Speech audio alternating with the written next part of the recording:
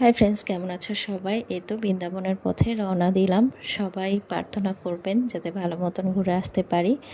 তো রাস্তায় মন্দির দেখেও প্রণাম করলো। আর আমরা উঠেছি হচ্ছে ভোর 4টার দিকে। চান টান করে মানে রেডি হয়ে নিয়েছি, উবার ডেকে এখন উবারে যাচ্ছি। আমাদের ট্রেন হচ্ছে 6টার দিকে, তো আমাদেরকে 5টার মধ্যে পৌঁছাতে হবে। তো এই তো মানে এখনও ভোর হয়নি, রাতের অন্ধকারই আছে। তো খুব ভালো লাগছিল, মানে গাড়িতে গান হচ্ছিল, সে তো গানের সাথে সাথে একটু নাচতেও শুরু করে দিছে। আসলে বৃন্দাবন যাওয়া কপাল, একটা ভাগ্যের বিষয়। আর মানে মেয়েদের আসলেও কপাল, এই যে এত কিছু দেখতে পাচ্ছি সব কিছু মানে বরের জন্যই। তো কপাল করে বর পাইছিলাম। তো যাই হোক, এখন আমরা চলে এসেছি স্টেশনে। এসে কিছুক্ষণ দাঁড়াই ছিলাম, মানে আমাদের ট্রেন ছিল থেমে।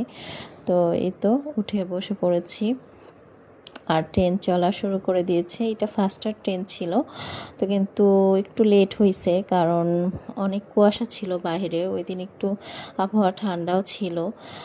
তো আমাদের হচ্ছে কম্পালসারি ছিল ব্রেকফাস্ট। তো প্রথমে চা বিস্কুট দিয়ে গেছে, তো আমরা সেটাই খাবো। আর দেখেন বাহিরে কেমন কুয়াশা। তো মানে এখানে আমাদের যে ব্রেকফাস্টটা ছিল সেটা হয়তো বা পরে দেয়, মানে আমরা নেমে যাওয়ার পরে হয়তো দিয়েছে, আমরা পাইনি। তো ওইটাই বলা বলি করছিলাম দুইজন যে ব্রেকফাস্ট কখন দিবে। তো যাই হোক, ওইটা মিস হয়ে গেছে। তবে আমার মনে হয় যে ব্রেকফাস্টটা না নেওয়াই ভালো, কারণ আমাদের তো লস হয়ে গেছে সেটা। তো এই তো চলে আসছে আমরা মথুরা। তো নামার পরে সে দুইটা ব্যাগ নিয়ে ঘাড়ে যাচ্ছে আর আমাকে বলছে আমি কি কুলি কুলি। তো ওর এটা হচ্ছে একটা অভিযোগ যে ব্যাগ টানা লাগে। আমি বারবার বলছিলাম দাও, তো সে দিবে না। তো যাই হোক, এখন মানে এই তো আমরা মথুরা থেকে বৃন্দাবন চলে আসছি। আসলে এখানে খরচ বরচ আমরা ওইভাবে হিসাব করিনি, তবে কিছু কিছু খরচ মনে আছে যে কোথায় কত টাকা লাগছে।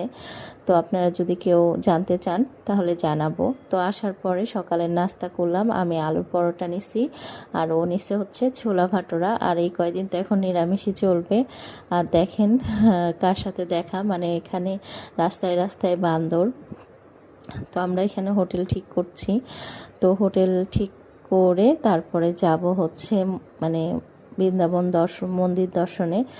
তো এই তো রেডি হয়ে নিয়েছি, আমি তো চান করে এসেছিলাম, শুধু একটু মানে ড্রেস চেঞ্জ করে নিয়েছি। তো এখানে আমরা যে বাঁকে বিহারী মন্দির, সেখানেই মানে হোটেলটা নিয়েছি। তো এখন